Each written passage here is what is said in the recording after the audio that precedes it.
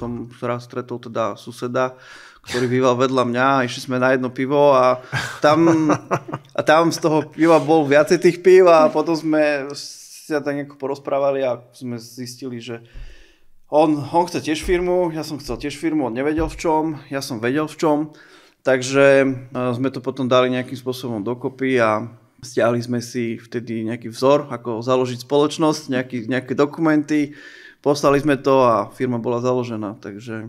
A už ste boli veľkí podnikatelia, hej? Alebo bola SROčka založená? Bola SROčka založená. A Roman, už od začiatku ste sa volali Alfa Pro, alebo to prechádzalo nejakou zmenou? To sme vymysleli v detskej izbe u kolegu.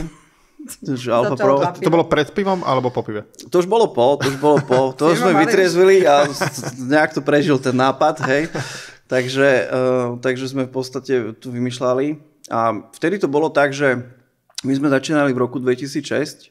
To som mal, myslím, že 21 rokov. A vtedy Google v podstate existoval 6 rokov len. A vtedy ten internet bol iný ako je dnes. A u nás už bol Google vôbec na Slovensku? Málo sa používal. Skôr sa používali iné webové stránky, nejaké katalógy a takéto veci. A aj preto sme chceli mať firmu na A, lebo aby sme boli prví v tých katalógoch pri tých vyhľadávaniach, takže bol tam takýto nejaký za tým strategický zámer. Ale tá alfa znamenala vlastne aj v podstate, že sme chceli teda byť prví v nejakých inováciách a niečo nové priniesť. A to pro malo znamenať, že ako profesionálne služby, takže takáto kombinácia, to sme nejako vymysleli. To bol asi, ja neviem, možno 5. alebo 6. nápad toho názvu. To sme zaregistrovali a v podstate s tým názvom fungujeme dodnes. Jedného dňa zavolal prvý zákazník, klient, už vlastne na správu. Pamätám, že som tam ešte zobral po dedovi auto, Trabanta, a na tom Trabante som ešte prelieval benzín, aby som vôbec sa tam dostal. A zaparkoval som vo vedľajšej ulici, aby nikto nevedel, že na čom som došiel. Prenajali sme si potom také garážové priestory na Plynárenskej. Išli sme tam kvôli tomu, že tam bol výhodný nájom a tie priestory nevyzerali úplne najlepšie. Tam sme zobrali fakt malý priestor, pár, ja neviem, 3 metre krát 5 metrov, hej, kde sme fungovali. A potom, jak sme sa rozširovali, tak výhoda tých priestorov síce... My sme aj preto išli do tých priestorov, lebo ku nám tí klienti nechodia a nepotrebovali sme nejaké prezentačné priestory alebo čo, lebo my sme vždy chodili za klientami a vždy to bolo takýmto spôsobom. Ale čo bola výhoda? Bola tá, že sa dalo veľmi jednoducho rozširovať, takže my sme sa tam potom začali rozrastať do tých strán. Zobrali sme najskôr jeden priestor, prebúrali sme stenu, urobili sme dvere, potom na druhú stranu a tak ďalej a začalo sa to tam rozširovať. No a v podstate tak sme tam fungovali dosť dlho.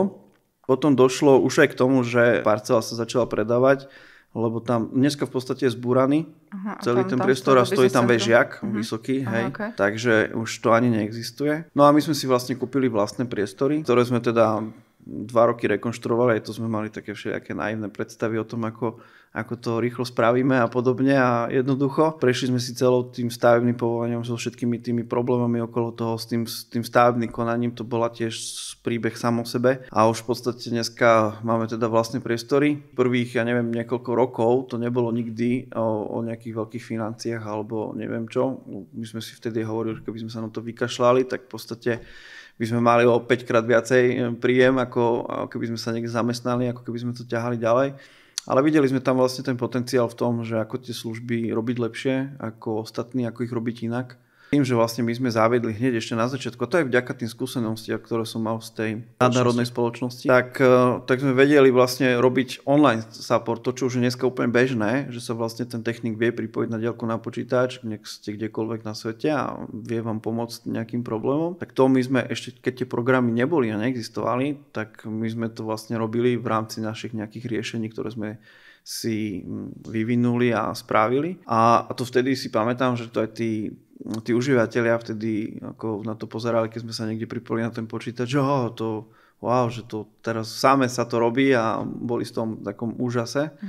A jednak to aj pomohlo zefektívňovať tie veci, pretože ten technik dokázal riešiť viacej problémov naraz na rôznych miestach a tým pádom tá efektivita bola dosť vyššia. Čomu všetkému sa dneska venujete? Robíme IT outsourcing, teda správu počítačových sietí, taký support, ako veľa ľudí si predstaví, že keď mám nejaký problém s počítačom, tak niekde môžem zavolať, niekto príde alebo niekto sa mi pripojí na ten počítač a vyrieši to. Avšak to je možno len taký časť toho, alebo tá možno viditeľnejšie pre tých užívateľov, ale veľa sa deje na tom pozadí, že my máme prevenciu teda hlavne a robíme monitoringy, robíme rôzne profilaktiky a máme aj celú tú filozofiu tej firmy postavenú tak, aby sme my boli motivovaní k tomu, aby to fungovalo. Hej? Lebo veľa firiem funguje tak, že majú hodinové paušály, proste predplatený nejaký určitý počet hodín a keď sa prekročí, tak sa potom vlastne spoplatňuje nad rámec. My sme to poňali už od začiatku vlastne ináč, ale tiež to malo nejaký vývoj, kým sme k tomu dospeli. My nevidíme motiváciu toho technika v tom, alebo tej firmy, keď je platená od hodiny, lebo tak čo, potom čím dlhšie to bude riešiť, tým viacej si môžu vyfakturovať, tým viacej hodín sa minie. Keď sa ten problém, možno, že ten symptóm vyrieši a nevyrieši sa ten problém, tak v podstate sa zopakuje a tým pádom zase ďalšie hodiny bežia. Sú vlastne platení za to, že furt niečo nefunguje a my sme to postavili teda úplne ináč, lebo sa nám takto to nepáčilo. My sme to postavili tak, že u nás si tí klienti platia za funkčnosť, to znamená, že majú nejaký fix za nejaký rozsah, nejaké SLAčky, nejaké časy, že čo sa tam robí, presne, aké služby a tak ďalej, presne tak. A ten sa nikdy neprekročí, čo sa týka bežnej správy. To znamená, že my sme potom motivovaní k tomu, aby to IT fungovalo, pretože keď to IT bude fungovať, keď sa budeme o to dobre starať, keď budeme mať profilaktiku, prevenciu, monitoringy a proste budeme zachytávať problémy ešte predtým, ako sa prejavia, a vieme ich podchytiť, tak v podstate to IT bude fungovať, klient bude spokojný, lebo však cieľ IT mu funguje. A my budeme spokojní, pretože nebudeme musieť tam behať každú chvíľu na nejaké zásahy a riešiť nejaké problémy, ktoré nemuseli vôbec vzniknúť. Takže to sú dobré výsledky, keď všetko funguje a keď teda má klient pocit, že vlastne nič nerobíme. Hej. To je výsledok našej práce. My riešime v podstate, my sme také IT oddelenie, ktoré je externé, hej, presne tak, nesedí u nich a riešime všetko, čo sa týka z IT. To znamená počítače, servery, cloudy, rôzne ďalšie veci, robíme web stránky, takisto e-shopy a podobné veci.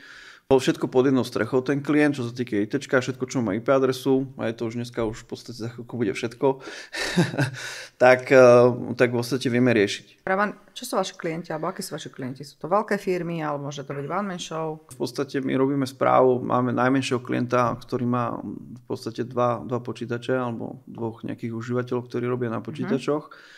A potom sú tu veľké nadnárodné spoločnosti, kde je 150-200 počítačov. A čo sa týka tých klientov, tak aj tá oblasť je veľmi široká. Účtovné firmy, právnické spoločnosti, stavebné firmy, je to veľmi, veľmi široké. V podstate každý, kto robí s nejakými dátami alebo používa nejaký informačný systém a chce, aby teda fungoval každý deň alebo fungoval aj pri výnimočných situáciách, tak potrebuje naše služby a potrebuje naše riešenia. Prečo by aj ten one-man show mal využívať služby IT firmy z tvojho pohľadu? One-man show, musím povedať úprimne, veľa takých nemáme, ale keď ich máme, tak sú to klienti, ktorí potrebujú chrániť nejaké citlivé informácie. Sa sústrediť vlastne na svoje podnikanie a to ITčko proste vyhodiť z hlavy a mať nejakého spoľahlivého partnera, na ktoré sa budú vedieť spoľahnúť a ktorý dá tú odbornosť do toho celého a pomôže mu vyriešiť všetky tie jeho problémy a v podstate môže sa sústrediť na svoj core business. Takže to je cieľ, hej, však najlepší tečkár, ja hovorím, je ten, ktorý nie je o tom vidieť, ktorého vlastne necítim potrebu, aby som ho mal. To je najlepší tečkár, lebo vtedy to funguje, nie vtedy, keď tu stále nejaký je problém a furt ho budem potrebovať.